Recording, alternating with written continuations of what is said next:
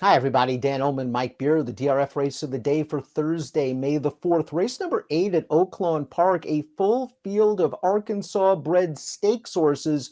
Let's take a look at this group of fillies and mares going a mile in the Natural State Breeders' Stakes. 14 in the field. Please click or scan the QR code for race of the day access on mobile. Morning line favorite, the 3 Kaboom Baby, who exploded to win a sprint last time out. Got a good trip over a sloppy track. Now it's got to stretch out around 2 turns. Yeah, I mean, a repeat of that race makes her really tough in here, didn't that? Was an overdue win for her, though. I mean, it was almost 2 years between wins for this mare now. So we'll see if she can go back to back. If she repeats that last one, she'll be tough.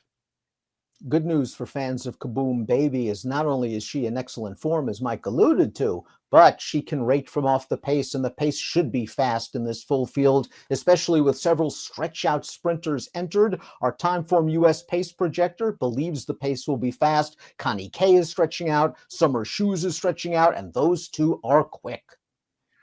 When I looked at this race, Dan, I saw a bunch of speed in here. I won't be surprised if this pace was fast. And it did sort of send me looking for horses who could, do their best running from off the pace somewhere. The number 5, Courtney Fay. Notice that LP right over her chiclet. That means that Courtney Fay at 20-1 on the morning line has the fastest Timeform US late pace rating. Maybe she'll benefit from an explosive pace up front. Let's start things off with the number 1, Soulway, who we see near the back of the pack. And that's where she was last time out when she was beaten by Kaboom Baby. But it was a sloppy track. It was her first race off of a short layoff, and it's not like there was a ton of pace on for her in that race. Maybe she can get a better setup here, and it could lead to an improved finish. I mean, all those things are possible, Dan. She's still very lightly raced, even though she's 5. Did get along for third in that race last time, but she was really never involved in the running there off of a little bit of a layoff. A little bit slow on the way in, but she has paired up by her tops. Maybe she'll take a step forward. And she has run well in her one and only start going a route of ground. That was her second lifetime race. She went sprinter route that day. She ran an okay second. I think distance will be fine. The 2 is Arden R, and she's tough to like. She's already run 4 times. She's still a maiden. She just seems slow, and she's facing a tough group. Yeah, that's exactly how I looked at her, too. I mean, she hasn't run a race yet that even puts her close in a race like this one. So we'll see how much she can improve. Let's watch our morning line favorite, Kaboom Baby, break through with an 85 Beyer speed figure, going 6 furlongs against state-bred allowance horses. She sat in third behind the pace. She gets to the outside, and she's just too good for Connie K, who's down on the inside and set the pace that day. I thought all in all it was a pretty good trip, but it was certainly a step in the right direction. It was a really good trip for her. She also wins really easily over Connie K, who was 3-5 in this race. They just sort of ran right by her through the stretch. The distance obviously has to be a little bit of a concern. They've only tried it twice with her. They were both early last year, Dan, and she just went to the sidelines right after the second one of those. So we'll see. I mean, you have to worry about distance, especially at a short price, but her best race makes her really, really tough in here. Right next door is her familiar foe, the number 4, Connie K, who finished second in this race last year, directly ahead of Kaboom Baby. She's going to show speed. I think distance is a question, especially if this pace is fast. And last time out, Kaboom Baby just ran over the top of her. I know Connie K was dealing with another horse to her outside early, but it's not like that pace was super fast. Yeah, that's how I looked at it too. I mean, she did have a little bit of pressure there, but that horse was a pretty big long shot too. And Connie K was just really no match. It was a wet track. I mean, maybe that's a little bit of an excuse for her. Dan, 2 back. I didn't think she had the greatest ride in the world in that down the dusty road because they just conceded to the winner for some reason in that race, and she wound up paying the price. She still didn't run well though. I mean, easily outfinished by Kaboom Baby again. We're expecting the 5, Courtney Fay, to get a good setup. She likes to rally from the back of the pack. The question is, how good is she? Both of her wins have come against open maiden claimers. Let's watch her most recent start, however, against Statebreds, going a mile and a 16th at Oaklawn Park. And Courtney Fay kind of made a mid-race move, I thought, into the teeth of this pace. She's got a big look at it. She just can't get it done. Yeah, this isn't a great loss. It's just one of those situations where it's a race that she easily could have won, and she just, for whatever reason, does not seal the deal here, and winds up settling for second. We'll see how much better she can do, Dan, because she's one of those horses who has to run the race of her life. I think she can get a good field in here, but she has to run the race of her life to win.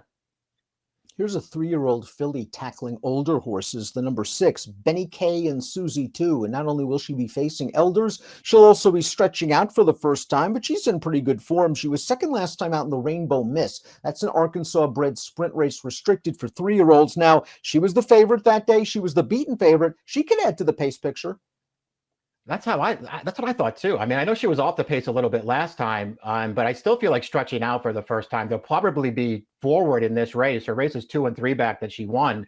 I mean, she was just on the lead both times, and now stretching out. I feel like she's part of this pace, Dan, and she's going to have to work out the right kind of trip, I think, to be effective here. The number 4 is Samoria. You're finally going to get a price on Samoria, who is the beaten favorite in 3 out of her last 4 races. She didn't break very well last time out sprinting in the Rainbow Miss. Maybe that hurt her, but stretching out, she's going to show some tactical speed. She's still lightly raced, that we can project a bit of improvement, but I've been disappointed by some of her losses. I have too. I will say, you know, for her, a horse with her running style, where she just doesn't have that much speed. Boy, she's been in a bunch of races that didn't set up great for her. Particularly that race 3 starts back, where to me she just had no shot with no pace in front of her. Even last time, Dan, away last, they just sort of settled at the back of that pack, did not get aggressive with her at all. I didn't love the way that she finished in there, but she was, you know, sort of down towards the inside, and maybe that's not where she wanted to be. I think she can improve stretching out. Two Pretty's versatile. She can sit from off the pace. She can go to the lead. Last time out, she was aggressively ridden. It worked out very well for her. This is a state-bred starter allowance going this mile distance over a good racetrack. Two Pretty got to the front, sprints on home, beat 3 next out winners. I think it's pretty clear just from looking at her overall form, Dan, that she's better going longer. So this, you know, 2-turn race sort of works to her advantage and maybe doesn't work to the advantage of some of the others. But she's also a horse who likes to be, when she runs her good races, she's involved early, and this pace could be fast. The number 9 is Cantex, unbeaten from 3 lifetime starts. Another horse trying 2 turns for the first time. I thought she got a very good trip last time out when she beat open first level allowance horses. She sat in the pocket, and as we turn into the stretch, Martin Garcia is just going to ease her out, but not totally into the clear. Keeps her covered up till inside the 3/16, now asks her to run, and once she gets to the outside, she's able to finish it off. I do like the way she levels off late in this race. It sort of looked like she was stalling there in the upper stretch a little bit, Dan, but now she's going to kick into gear here in the very late stages. She's going to win it pretty easily at the end. I sort of felt like she finished the same way in the 1X win off the long layoff 2-back. It took her a while to kick in, but once she finally did, she got away from that field. So we'll see. It concerns me that she has that kind of a, you know, it takes her that long to kick in now that they're stretching out for the first time. But the way she finishes her races suggests that maybe she will get at least this far. But I do like the fact that she beat open horses. She is lightly raced. We can again project a little bit of upside. And the third finisher of the race we just saw did come back to beat open first level allowance runners with a 77 buyer. Up next is the number 10, Run Fearless. She was 4th last time out. She was beaten by Kaboom Baby. She was trying to rally from out of it, going 3/4 of a mile. And she's another horse stretching out, and they have really not wanted to stretch her out for most of her career. Going to finally try to go long with this horse. Start number 21 with the first one around 2 turns. They've been happy to keep her sprinting. I guess it's worked, you know, okay for her, Dad. She's put some money in the bank. We'll see how she stretches out here. I don't have high hopes for her. I think the 11 Summer Shoes deserves a ton of respect in this race. Last time out, she was in a very tough open second level allowance race, sprinting over a muddy track. The winner of that race came back to run second in an open stake with a 79 buyer speed figure. Her prior start was against Arkansas bred stakes horses sprinting. She won that race very nicely. She does have to deal with distance. She does have to deal with other speeds, but I do think she's pretty good. Yeah, I think she has talent too. I could go either way on her as far as betting her in this race. Then I would wait to see what kind of price she is, because I agree with you. I think she ran pretty well last time against a good field. She also ran pretty well 3 starts back, also on a wet track. She also ran pretty well 4 starts back, also on a wet track. The race that concerns me is the 1-2 back, when she beat a couple of these horses and they down the dusty road, because they conceded the race to her in there, and I feel like she took advantage to win that day. So it just makes me question how good she actually is.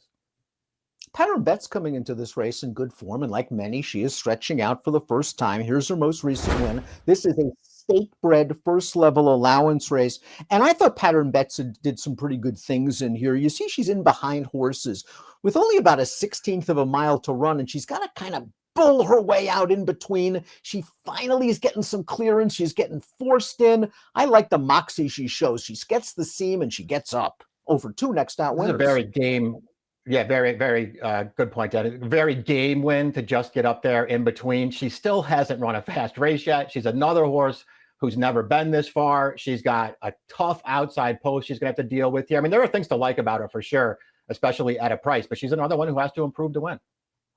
The 13 Proud Victoria up in class after winning a state-bred $10,000 claiming race, up in distance as well. But she has won at a mile in the past, albeit on the turf at Lone Star Park. Here's her last race. This is in early March, 3/4 of a mile on a muddy track. And again, she sat from off the pace in here, and she's also sort of in between horses, and she's going to eventually forge on through and get it done. The 6th place horse would come back to earn a 66 buyer when beaten in a starter allowance. This is a pretty big step up in class.